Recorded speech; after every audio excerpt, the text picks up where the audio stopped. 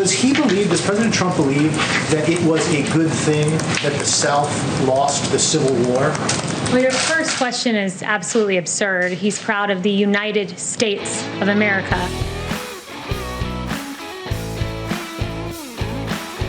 So I keep comparing Kayleigh McEnany to the girl in Species, and some people say it's sexist that I'm looking at this highly professional, highly articulate, intelligent lady, and what is in my mind is a nude alien who rips men's spines out with her tongue. And what can I say to that except, what are you thinking about? What's everybody thinking? We're all thinking the same thing. Here's this.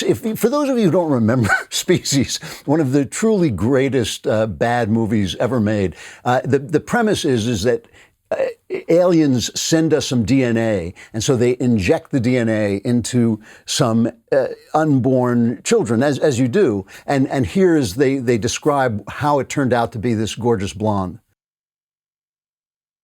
We decided to make it female so that it would be more docile and controllable. More docile and controllable, huh? Well, I guess you guys don't get out much. So obviously, when the Democrats created Ryan Lizza of Politico, they had the same problem. They thought, well, he's going up against the cute blonde, so he'll be fine. But they left out two things. One is that she really is a highly intelligent, really, really competent person. And two, the guy's an idiot. I mean, his question is, it may win the question, and this is a tough one in 2020, it may win the question for the stupidest question any reporter has asked so far. Take a listen. There's a national conversation going on right now about the proper place of symbols of the Confederacy, statues, memorials, names, and the president has repeatedly inserted himself into this debate. And I think a lot of people are trying to understand what his view of memorializing the Confederacy is and the proper place of the Confederate flag. So a couple questions. One, does President Trump believe that it was a good thing that the South lost the Civil War? And then two, is he interested in following NASCAR's example and banning the Confederate flag at his own events? Well, your first question is absolutely absurd. He's proud of the United States of America. Second, with regard to our statues, Americans oppose tearing down our statues. There's a Harvard-Harris poll released just last week that shows 60% of respondents said the statues should remain, and 71% said local governments should block groups from physically destroying the statues. So he stands on the side of preserving our history. The question was actually about the Confederate flag at his rallies. Is he interested in banning the Confederate flag at his rallies?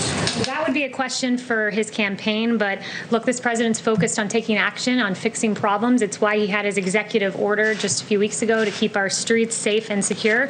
That's where his focus lies. And I think that those who are tearing down statues, they do appear to have no ideology when they're tearing down statues and defacing statues of Matthias Baldwin, an abolitionist, Hans Christian Heg, who died fighting for the Union Army during the Civil War.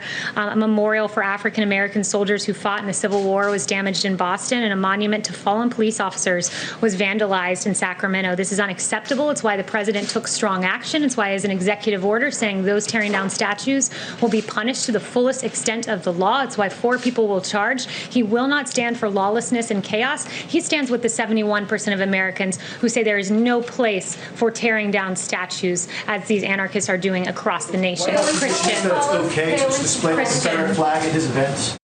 So I just want to make a couple of very quick comments about this. But before I do, it's really important that you should just get out of your mind the image of a beautiful, naked, blonde alien ripping a man's spine out with her tongue. It's disgusting that even came into your mind. I'm ashamed of you for thinking of it, but you just have to clear that away so you can take a look at the fact that this is, in fact, a textbook. It is a master class on how to handle these stupid questions. Instead of just yelling back and fighting back against this, she actually does something to this clown that really needs to be done. First, she cuts away his premise. He says there's a national conversation going on, but there's really not. There's just a group of radicals who have an amplifier in the press tearing things apart. So there's not a national conversation going on. As she says, 70% of the people don't want statues to come down. So that's not a national conversation. That's a small group of radicals being amplified by the press. That's the first thing. Then she talks about the fact that Trump is taking action against them. She categorizes them as anarchists. She points out that they're morons. They have no idea. It's not like they're tearing things down. Oh, this one is Robert E. Lee, and he did this, and this one did this. They're just tearing stuff down because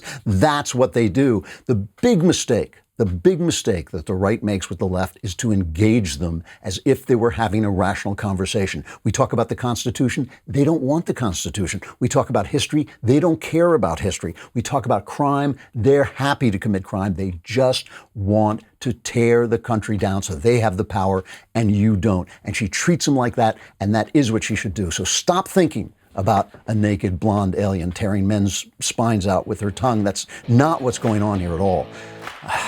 I don't think.